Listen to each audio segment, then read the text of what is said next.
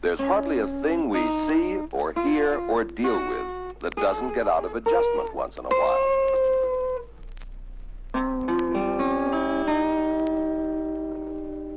And when we know how to make the adjustment correctly,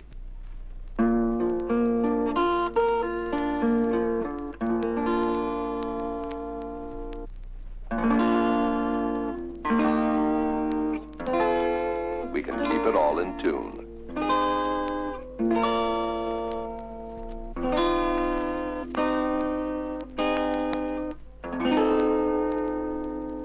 Whenever you work on the repair or adjustment of a Volkswagen carburetor, you're really involved in a system that has to be kept in tune. Once it's in your hands, it is a system you control. Its many parts and circuits are all designed to operate at maximum efficiency, all engineered to the highest standards in the automotive business. And even though the Volkswagen carburetor is designed to virtually regulate itself, there's a critical adjustment that depends on your skill to make that system perform the way it was intended. We're talking about the idle speed adjustment. So whether you're working with the 28 PICT, the 30 PICT-1 or -2, the 30 PICT-3, or even the 34 PICT-3.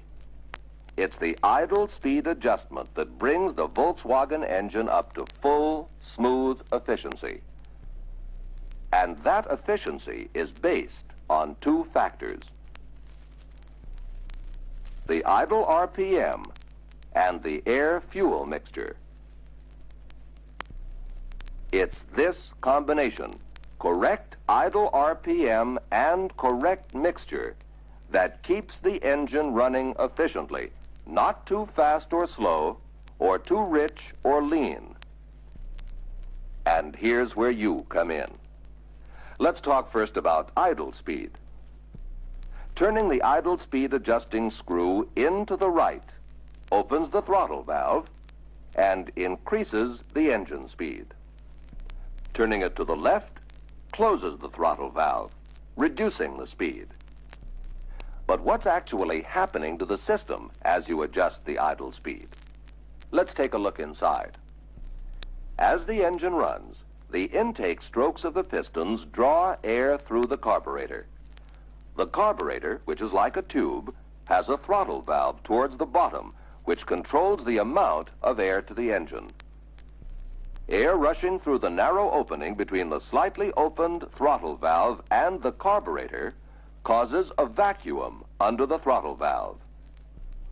This section of the idle circuit diagram shows the fuel about to be mixed with incoming air. The vacuum, which is below the throttle plate at idle, draws fuel from the float bowl through the main jet to the pilot jet. Air for the pilot jet is drawn into the circuit through a calibrated hole at the top of the carburetor. The fuel and air meet and mix at the pilot jet, and this mixture travels to the volume control screw, where the amount or volume of this mixture is controlled before being allowed to be drawn into the engine. Turning the volume control screw inward closes the passage and reduces the amount of idle fuel-air mixture. And turning the volume control screw out opens the passage and allows a greater volume of idle fuel-air mixture to travel to the engine.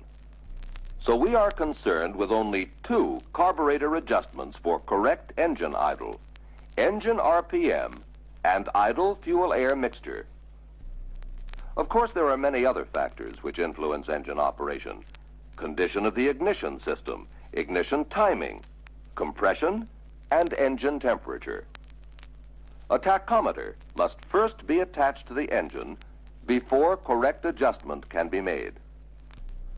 Turn the idle adjusting screw in or out until the idle RPM is correct according to the tachometer. Then adjust the volume control screw, turning it in slowly until the engine speed starts to drop. Then turn it out between a quarter and a half turn until the engine runs smoothly. Now repeat the idle speed adjustment, watching the tachometer, and if necessary, readjust the volume control screw. We've been talking generally about the 28 PICT and the 30 PICT carburetors. Although they are different models, they do have the same adjusting sequence. First, the idle RPM, then the volume control screw, and finally, check the idle RPM again. But on cars equipped with emission control devices, some changes were made that require different adjustment techniques. The 30 PICT-2 carburetor, which was installed on 1968 Types 1 and 2 vehicles, is the first of the emission control carburetors. The idle speed is controlled by an adjusting screw which opens or closes the throttle as before, but notice the changes in the idle circuit. Air entering the idle circuit passes through a calibrated hole to the pilot jet where it mixes with fuel.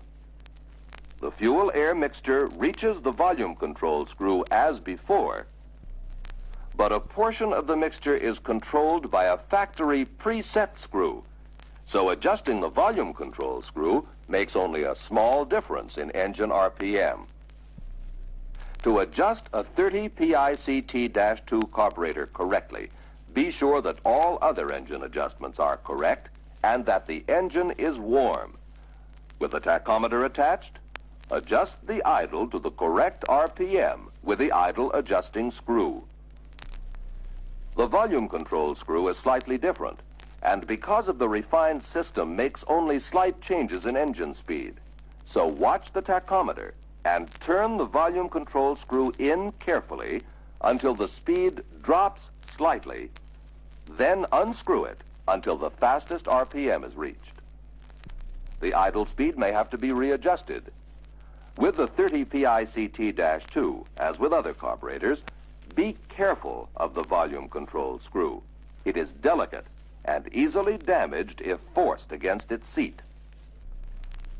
The 30 PICT-3 carburetor, which was introduced on the 1970 models, has some significant changes. Remember how we controlled idle speed by opening the throttle valve in the other carburetors? Well, in the 30 PICT-3, the throttle is always closed during idle. Idle air now bypasses the throttle valve and is controlled by the air bypass screw. Unscrewing it opens this passage, allowing more air to the engine. The fuel circuit has also been modified and is now connected to a volume-controlled drilling and an air bypass where it mixes with the incoming air. Since the volume control screw is preset at the factory, the air bypass screw controls idle speed and the air-fuel mixture is monitored automatically. Idle speed adjustment on the 30 PICT-3 is very simple. With the engine at normal operating temperature and a tachometer attached, adjust the idle speed by turning the air bypass screw. Turning it in reduces the speed. Turning it out increases the idle speed. And the fuel mixture is automatically regulated. This is the only adjustment you make on the 30 PICT-3. That brings us up to the 34 PICT-3, the carburetor found on 1971 models. Its functions are the same as those of the 1970 carburetor. The important difference, aside from its larger size, is the relocated air bypass screw and the fuel cutoff valve. When the ignition is switched on, the fuel cutoff valve is held open and the idle fuel-air mixture can reach the engine. When the ignition is switched off, the valve closes and no fuel can reach the engine.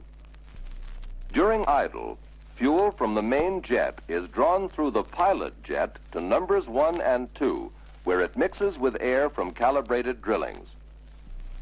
In drilling number 1, the fuel-air mixture flows past the factory preset volume control screw and onto the engine. In drilling number 2, the rest of the fuel-air mixture, which is controlled by the air bypass screw, passes through the open fuel cutoff valve and onto the engine. Unscrewing the air bypass screw opens the passage and allows more air and also more fuel to reach the engine, which of course raises the RPM. The preset volume control screw on the 34 PICT-3, covered with a plastic plug, should not be touched during a normal idle adjustment. To adjust the idle speed, simply connect a tachometer to the engine, first making sure the ignition timing is right and that the engine is at operating temperature.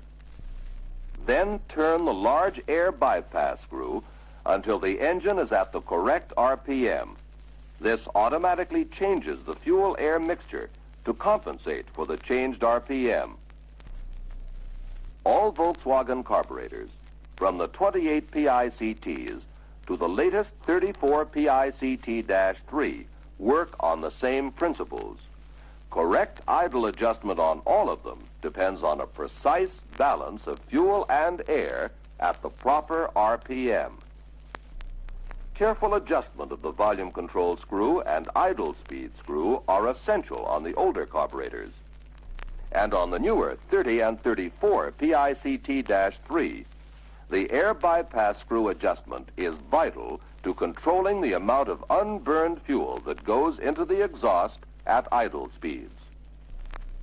The important thing is what you know about every Volkswagen that rolls in for checkup or repair. And you have to know the system.